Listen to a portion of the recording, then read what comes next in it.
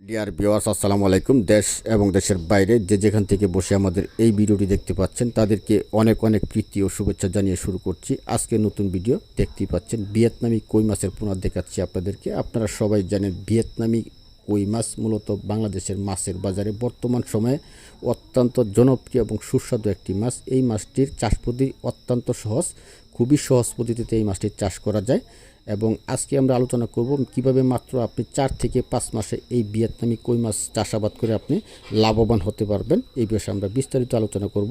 আপনারা এখন যে পোনাগুলি দেখতে পাচ্ছেন এগুলি 100% ভিয়েতনামি কই মাছের পোনা।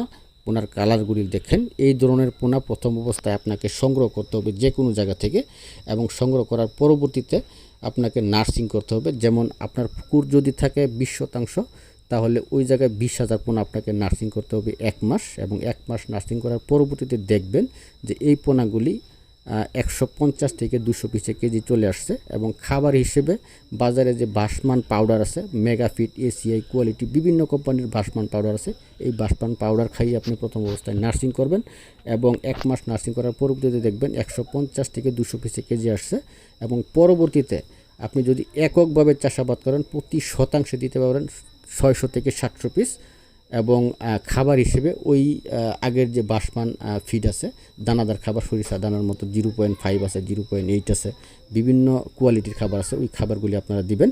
প্রথম অবস্থায় আপনি চাষে দেওয়ার প্রথম 1 মাস আপনাকে দিতে হবে মুট মাছের 30% খাবার এবং দ্বিতীয় মাস থেকে দিতে হবে মুট মাছের ওজনের 20% খাবার এবং তৃতীয় মাস থেকে দিতে হবে মুট মাছের ওজনের 10% খাবার এবং চতুর্থ মাস থেকে আপনি যতদিন পর্যন্ত আপনি আপনার পুকুরে এই মাছ রাখেন বা চাষাবাদ করেন আপনাকে মুট মাছের ওজনের 5% হারে খাবার দিয়ে যাবেন এবং 5 থেকে 6 মাসের দেখবেন যে 1 কেজিতে মূলত 5 থেকে 6 পিসে কেজি আসছে, তখন আপনি বিক্রি করতে পারবেন বা হারভেস্টিং করতে পারবেন। সবাইকে অসংখ্য ধন্যবাদ ভিডিওটি দেখার জন্য।